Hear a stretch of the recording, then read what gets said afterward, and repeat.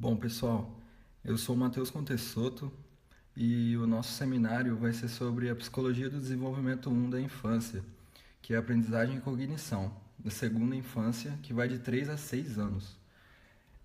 Dentro da aprendizagem e cognição, a gente priorizou por apresentar três itens muito importantes dentro desse processo, que é a memória, inteligência e a teoria cognitiva de Piaget. Então, para começar, a gente achou muito bacana colocar uma frase de um autor desconhecido que a gente pôde consultar na hora de montar esses slides. E eu vou ler para vocês aqui. A trajetória que uma criança percorre desde que começa a deixar de ser bebê até começar a se transformar em um ser mais independente e autônomo está relacionado tanto às condições biológicas como aquelas proporcionadas pelo espaço familiar e social com o qual interage. Então, a partir dessa frase, a gente já chega na origem da palavra, aprendizagem. Então, qual é a origem?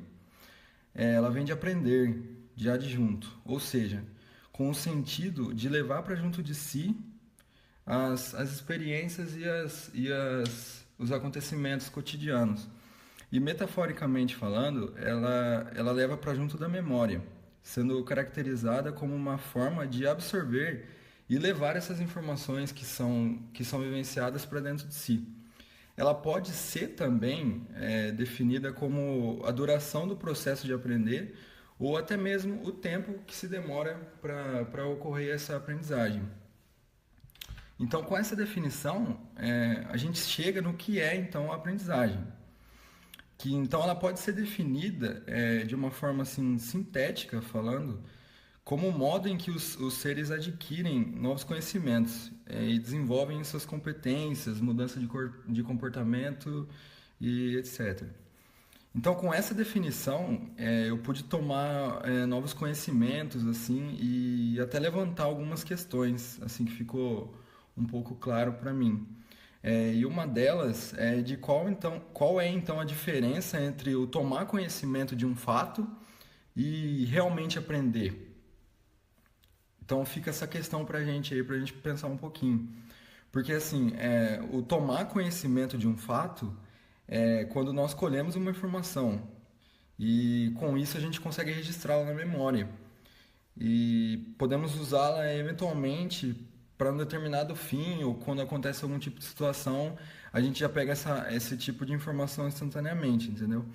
E o aprender, ele envolve assim um processo muito mais amplo do que simplesmente colher uma informação, né? Então, envolve uma ideia assim, se de transformação, porque quem aprende se modifica e quem modifica acaba de uma certa forma passando a agir de acordo com o resultado daquela aprendizagem. E não existe assim uma aprendizagem que é verdadeiramente significativa sem a ação e sem fazer, entendeu? Então, para que uma aprendizagem ela ocorra de certa forma, de uma forma significante, é, o aluno ele tem que se transformar, entendeu? E é muito importante que exista a ideia de construir, de operacionalizar e de fazer. Ou seja, nisso a gente acaba chegando naqueles vários exemplos que todos os professores dão, que você tem que estudar para conseguir fixar uma aprendizagem, entendeu? Então, assim, não é 5 minutos antes da prova que você lê uma coisinha ali, você vai fazer uma aprendizagem. Não. É um processo totalmente diferente. Ou seja, com essa ideia de construir, de o aluno pegar e estudar, ele vai conseguir aprender. Entendeu? E aí a gente chega na parte de cognição. Então, o que é cognição? É um ato ou um processo de aquisição do conhecimento. Então, ele se dá através da percepção, da atenção, associação, memória, imaginação, pensamento e dentre outros. Sendo o conjunto, então, dos processos mentais usado no pensamento, na classificação e no reconhecimento. Para o julgamento através do raciocínio, para o aprendizado de determinados sistemas e soluções de problemas. Assim, de uma maneira mais fácil, mais simples, a gente pode dizer que a cognição é a forma como o cérebro percebe, recorda e pensa sobre toda a informação captada, que são através dos nossos cinco sentidos, que são os pensamentos, a classificação, a compreensão, o raciocínio e o aprendizado. Meu nome é Luiz Henrique e eu vou estar falando sobre a teoria cognitiva de Piaget. Bem, Piaget foi um psicólogo suíço que teve grande impacto no âmbito da educação. Piaget ele defendia que a construção de cada ser humano é um processo que acontece ao longo do desenvolvimento da criança. O Piaget ele queria entender como as crianças compreendiam o mundo que as cercava e que tipo de lógica elas empregavam para esse mundo e como essa lógica ela ia mudando conforme elas iam envelhecendo. Muitos aspectos da teoria de Piaget foram questionados por pesquisas mais recentes, mas embora isso tenha acontecido, essa teoria ela ainda serve como uma espécie de plataforma para novas ideias sobre o pensamento. Os processos cognitivos feitos por Piaget são desenvolvidos desde o começo da infância até os últimos anos do envelhecimento. O desenvolvimento ele está diretamente direcionado à aprendizagem, ou seja, não vai acontecer um sem o outro.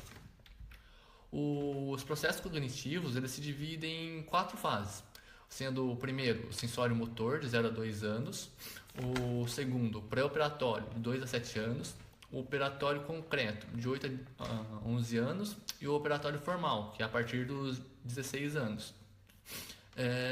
Só que nós vamos estar falando só sobre o pré-operatório, que seria a nossa faixa de idade do nosso grupo. De acordo com o Piaget, na fase pré-operatório, as crianças nessa idade elas começam a representar em suas brincadeiras, ou seja, elas começam a fazer de conta. Elas começam a utilizar por exemplo, elas pegam uma madeira e podem usar essa madeira como um pente e pentear o cabelo de uma boneca e falar, essa madeira para mim é um pente. Então elas começam a fazer de conta, utilizar objetos para funções para quais eles não foram feitos. O Piaget também via essa fase, o pensamento pré-operatório, como rígido, capturado pelas aparências, insensível e inconsistente e preso à sua própria perspectiva. Ele denominou isso como egocentrismo. Ou seja, o que é um egocentrismo? É quando a criança ela não é egoísta, e sim ela acha que as pessoas à sua volta veem o mundo como ela vê. Um exemplo que eu tenho para deixar isso mais claro é uma história que a minha avó me conta sobre a minha mãe. A minha mãe, quando ela era criança, tinha uns 3 a 4 anos, ela tinha um amigo imaginário. Uma vez a minha avó pegou a minha mãe e foi andar de ônibus para ir até o centro. A minha avó sentou com a minha mãe num banco e foi andando. Até que uma moça entrou no ônibus e se sentou num banco na frente da minha mãe e da minha avó. E a minha mãe, por volta dessa idade, quando a mulher sentou no banco, ela fez um escarcéu. Ela começou a gritar, falando, sai de cima do meu amigo, você está esmagando ele. Ou seja, a minha mãe estava falando que ela estava sentando em cima do amigo imaginário dela. A minha mãe ela não estava sendo egoísta. A minha mãe não estava querendo que a mulher não sentasse ali. A minha mãe ela queria que ela achava que todo mundo via o amigo imaginário dela, mas na realidade só ela conseguia enxergar ele. Então ela não estava sendo egoísta. Ela ela só pensava que todo mundo via o mundo como ela via. Ela estava sendo egocêntrica. A teoria do desenvolvimento cognitivo ela se divide em 3 partes. A mudança qualitativa, que é onde a criança não é um adulto em miniatura. Para Piaget, há uma diferença qualitativa entre o adulto e a criança, quanto ao modo de funcionamento intelectual. Também se divide em construção ativa do sujeito, que é o desenvolvimento cognitivo, é a construção ativa de estruturas que possibilitam essa adaptação. e a descontinuidade. O desenvolvimento processa-se ao longo de momentos distintos, qualitativamente diferenciados. Meu nome é Breno, eu vou falar sobre a inteligência. Por que decidimos falar sobre inteligência? Porque é nessa fase que geralmente começa a destoar, né, uns dos outros, e um dos aspectos que é relacionado, né, sempre ao indivíduo e à criança é a possibilidade, né, da inteligência. Né? A gente costuma distinguir uma das outras erroneamente a partir de alguns princípios, né, correlacionados com a cognição e aprendizagem, e um desses princípios que destoam, né, uns e outros é a inteligência. O que é a inteligência? Né? A origem da palavra vem do verbo latim intelligência, né, de intelligere, formado por inter, que significa entre, e legere, que pode significar escolher ou ler. Né? Diversos conceitos foram formados ao longo dos anos em relação à inteligência. Né? Ao longo da história, pesquisadores, intelectuais, filósofos, psicólogos, cientistas e outros profissionais de diversas áreas, né, tentaram definir o que é conceito de inteligência. Né? Inúmeros autores também, pesquisas, testes, aplicações, teorias, né, sempre se complementando ou contradizendo, mostram que na realidade a inteligência e a definição dela não é uma unanimidade. Muitos psicólogos consideram que existem diferenças entre os conceitos de inteligência, que não são suportados pela prova empírica. Sua definição, portanto, não é concreta, estável nem mensurável. Né? Tradicionalmente, né, a psicologia se destaca, né, na produção de estudos relativos à gênese, compreensão, modificação e avaliação do construto inteligência. Né? Diversos autores, em épocas distintas, contribuíram, né, para uma definição aproximada do termo. Né? Atualmente, né, há 3 teorias contemporâneas que são as mais próximas, né, do que a gente acredita, né, que possa se destacar, né, numa definição de inteligência. Né? São 3 teorias: a teoria triárquica, de Robert Sternberg, a teoria das inteligências múltiplas, de Howard Gardner, e a teoria da inteligência emocional, de Daniel Goleman. Na teoria triárquica de Sternberg, ele afirma que pensar bem e ser inteligente de forma bem-sucedida significa pensar bem em 3 diferentes maneiras: analítica, criativa e praticamente.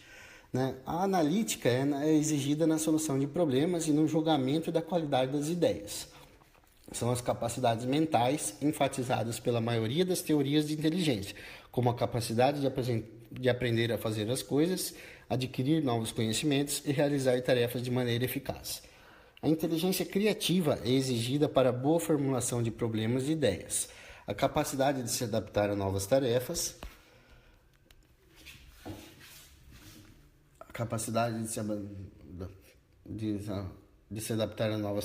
empregar novos conceitos, reagir eficazmente a novas situações, ter ideias novas e pensar de maneira criativa. A inteligência prática, por sua vez, é necessária para se usar todas essas ideias de maneira eficaz no dia a dia na pessoa. É a capacidade de capitalizar pontos fortes e compensar pontos fracos.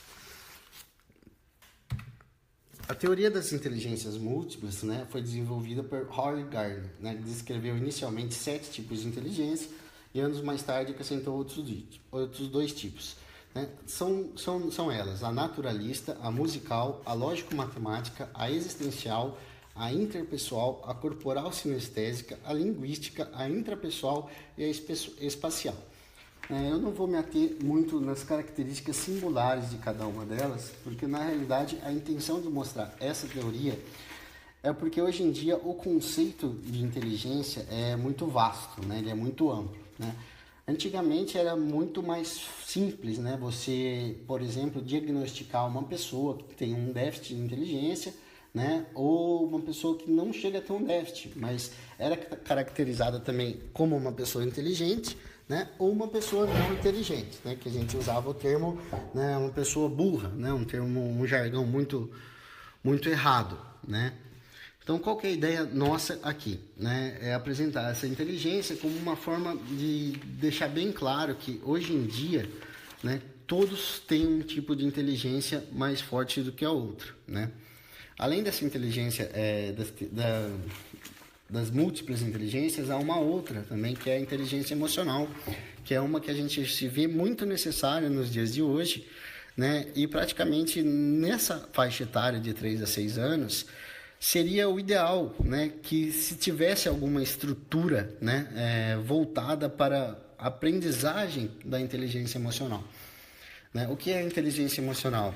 Ela descreve quão bem os indivíduos podem gerenciar suas próprias emoções e reagir às emoções dos outros. Né? As pessoas que apresentam inteligência emocional têm habilidades muito necessárias, mas menos óbvias para se dar bem na vida. Né? Perdão. Como saber gerenciar e resolver conflitos, entender e responder às necessidades dos outros e manter suas próprias emoções em xeque, de forma que elas não atrapalhem suas vidas. Né? Na inteligência emocional, é importante frisar que o Daniel Goleman, né, ele desenvolveu um modelo misto, né, com 5 áreas-chave, né, da teoria, que são autoconhecimento, autogestão, motivação, empatia e habilidades sociais. O autoconhecimento seria conhecer seus próprios sentimentos, né, o que inclui ter uma avaliação precisa do que você é capaz de fazer, de quando você precisa de ajuda e de quais são seus gatilhos emocionais. A autogestão trata-se de ser capaz de manter suas emoções sob controle quando você está perturbado, incluindo ser capaz de controlar explosões, calmamente discutir divergências e evitar atividades que te coloquem em períodos de autopiedade ou pânico. Motivação. Todo mundo é motivado por recompensas, como dinheiro ou status, mas o modelo de Goleman refere-se à motivação para o bem da alegria pessoal, curiosidade ou satisfação de ser produtivo.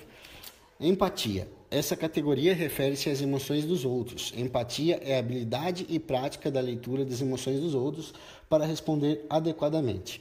Habilidades sociais. Essa categoria envolve a aplicação de empatia, bem como saber negociar as necessidades dos outros e equilibrá-las com as suas próprias. Isso pode incluir encontrar um terreno comum com os outros, gerenciar relações em um ambiente de trabalho e ser persuasivo. Bom, por que falamos sobre a inteligência então? Né? Atualmente, né, a gente se encontra num período onde que, principalmente essas inteligências emocionais, né, fazem falta, né, na criação do indivíduo. Né? Então, nós acreditamos que seria essencial, né, a aplicação de uma fórmula, né, de desenvolvimento, como, né, gerar, né, inteligência emocional, né, nos indivíduos a partir da infância e da adolescência. Né? A gente na escola geralmente aprende sobre história, matemática, ciências, né, e outras matérias, só que a gente não aprende a gerir, né, as emoções, a criar empatia, né, a ter habilidades sociais necessárias para o convívio, né, para produzir uma sociedade mais justa, né, uma sociedade melhor do que a temos hoje. Né? Então, seria essa a motivação principal, né, da inteligência estar nessa apresentação, né, que é um dos quesitos que a gente necessita, né, introduzir com mais eficácia na sociedade, é o conhecimento a respeito das possibilidades do indivíduo, que hoje em dia não existe uma pessoa mais inteligente que a outra. O que existe é uma pessoa mais desenvolvida em determinada área do que outra. E isso a gente começa a notar justamente nesse período de desenvolvimento de 3 a 6 anos. Aqui quem fala é o Wellington e eu vou estar falando um pouco sobre a memória. Bem, vamos começar pela definição. Memória é um processo cognitivo que inclui, consolida e recupera toda a informação aprendida. Dentro do aprendizado, a memória é a função mental que permite reter a informação, ou seja, aprender.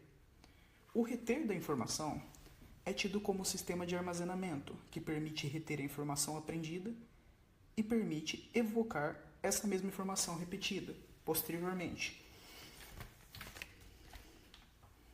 Bem, no dia a dia, nós nos deparamos com diversos acontecimentos, e estes acontecimentos produzem milhares, milhões de informações.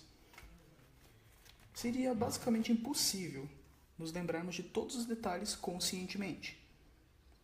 Então, para que tudo esteja organizado, o cérebro seleciona e armazena em um local de fácil acesso apenas informações importantes. E este processo de armazenamento é possível devido ao processamento de informações. O processamento de informação, ele possui 3 fases: codificação, armazenamento e recuperação. A codificação é o processo que envolve o processo de entrada e registro inicial da informação e a capacidade de mantê-la ativa para o processo de armazenamento.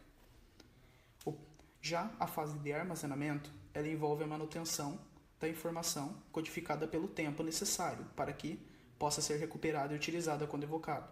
Basicamente, ela armazena a informação e faz a manutenção, permitindo que você recupere as memórias guardadas. E a terceira fase é a evocação ou recuperação. Ela é caracterizada pela recuperação da informação registrada e armazenada para que possa ser usada por outros processos cognitivos, como pensamento, linguagem, etc. Bem, classificações de memórias. As classificações das memórias possuem 3 tipos: a memória sensorial, memória de curto prazo e longo prazo. A sensorial, ela tem origem nos órgãos sensitivos, estimulada através da visão, audição, olfato, paladar e tato, os 5 sentidos. A memória de curto prazo, ela é subdividida em 2 categorias: memória de curto prazo imediata e de trabalho. A imediata, ela é na hora. Sempre que você lembra de alguma coisa, que dá aquele gelo, que a pessoa geralmente esboça alguma reação, é tida como memória imediata. E a outra é a memória de trabalho. Por exemplo, a memória de trabalho funciona durante uma prova. Você estuda uma semana para uma prova e acaba esquecendo alguma informação, mas no decorrer da prova você se lembra.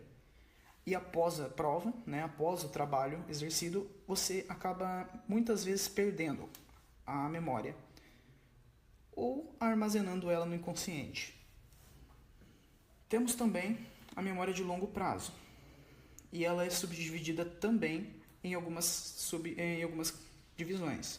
A primeira é a declarativa. A memória declarativa,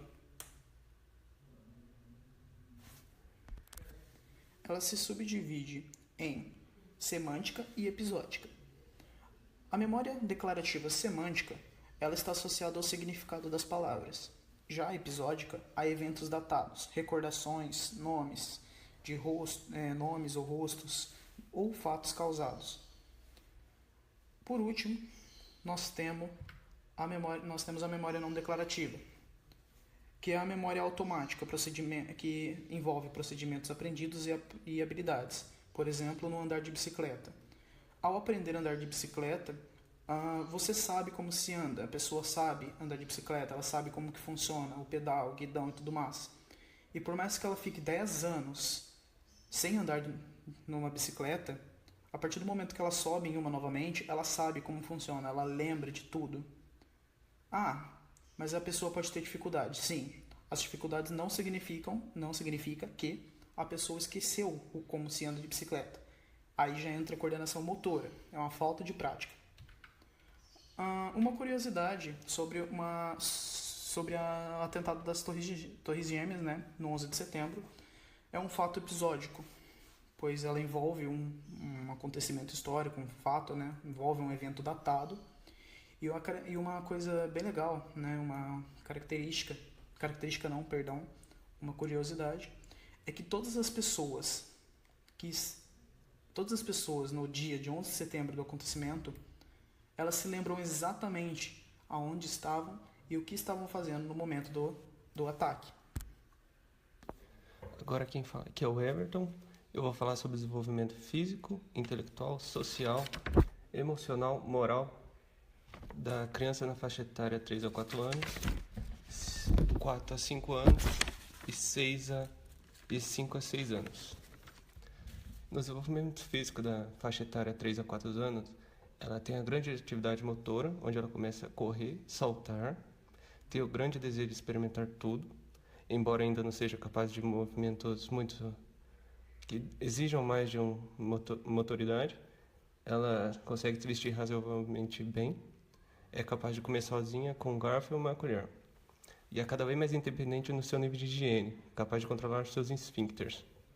No desenvolvimento intelectual, ela compreende a maior parte do que ouve, o seu discurso é compreensível para adultos, utiliza bastante a imaginação, início dos jogos de faz de contas e jogos de papéis. Ela sabe o nome, o sexo e a idade, começa a ter noções de relações de causa e efeito e é bastante curiosa e investigadora. No desenvolvimento social, ela é bastante sensível aos sentimentos que a rodeiam e relativamente a si própria. Tem dificuldade em cooperar e compartilhar, preocupa-se em agradar os adultos que lhe são significativos, sendo dependente de sua aprovação e afeto. No desenvolvimento emocional, ela é capaz de separar da mãe durante curtos períodos de tempo. Ela começa a desenvolver uma independência e autoconfiança. Ela começa a reconhecer seus próprios limites pedindo ajuda e imita os adultos. Desenvolvimento moral, ela começa a distinguir o certo e errado, consegue controlar-se de forma mais eficaz e é menos agressiva. Mas nessa parte ela utiliza ameaças verbais, como por exemplo, eu te mato, sem ter noções de suas implicações. De 0 a 5 anos, no desenvolvimento físico, ela tem um rápido desenvolvimento muscular, grande atividade motora com maior controle dos movimentos. Ela consegue já escovar os dentes, pentear e vestir-se com pouca ajuda. No desenvolvimento intelectual, ela já adquiriu um vocabulário alargado, constituído por 1.500 palavras, manifesta um grande interesse pela linguagem, falando incessantemente. Exibe uma curiosidade insaciável, fazendo inúmeras perguntas, compreende as diferenças entre fantasia e a realidade. No desenvolvimento social, ela gosta de brincar com outras crianças. Quando está em um grupo, poderá ser seletiva acerca dos seus companheiros e gosta de imitar atividades adultas ainda. No desenvolvimento emocional, os pesadelos são comuns nessas fases, tem amigos imaginários e uma grande capacidade de fantasiar. Procura frequentemente testar poderes e limites dos outros, tem uma confiança crescente em si própria e no mundo. Desenvolvimento moral, tem maior consciência do certo e errado. Preocupa-se geralmente em fazer o que está certo, pode culpar os outros pelos seus erros e tem dificuldade em assumir a culpa. Na característica da faixa etária de 5 a 6 anos, a preferência manual está estabelecida. É capaz de vestir-se e despir sozinho, não precisa mais de pouca ajuda. Assegura sua higiene com autonomia. Fala fluentemente, utilizando no desenvolvimento intelectual, ela fala fluentemente, utilizando corretamente o plural. Tem grandes interesses pelas palavras e linguagens ainda. Segue instruções e aceita supervisão. Ela tem capacidade para memorizar histórias e começa a repeti-las. No desenvolvimento social, a mãe ainda é o centro do mundo da criança, pelo que poderá recear e não voltar a vê-la após uma separação. Ela ainda copia os adultos, então sirva de bom exemplo. Está mais calma, não sendo tão exigente as suas relações com os outros, é capaz de brincar apenas com outra criança ou com um grupo de crianças, e ela mostra preferência pelo grupo que tem o mesmo sexo que ela. Ela conhece as diferenças entre os sexos, brinca de forma independente, sem necessitar de supervisão, está numa fase de maior conformismo, sendo crítica relativamente àqueles que não apresentam o mesmo comportamento. No desenvolvimento emocional, ela preocupa-se em agradar os adultos, maior sensibilidade relativamente às necessidades e sentimentos dos outros, e no desenvolvimento moral, devido à sua grande preocupação em fazer coisas bem e agradar, poderá por vezes mentir ou culpar os outros comportamentos reprováveis. E para finalizar, é preciso saber que você tem que servir de bom exemplo para a criança, já que ela imita os adultos, e o desenvolvimento da criança não acontece de forma linear. As mudanças vão se produzindo, ocorrem de forma gradual. São períodos contínuos que vão se sucedendo e sobrepondo. Durante a evolução, a criança experimenta avanços e retrocessos, vivendo seu desenvolvimento de modo particular. Acompanhamos a construção de sua personalidade, respeitando que em cada idade há um jeito próprio de se manifestar.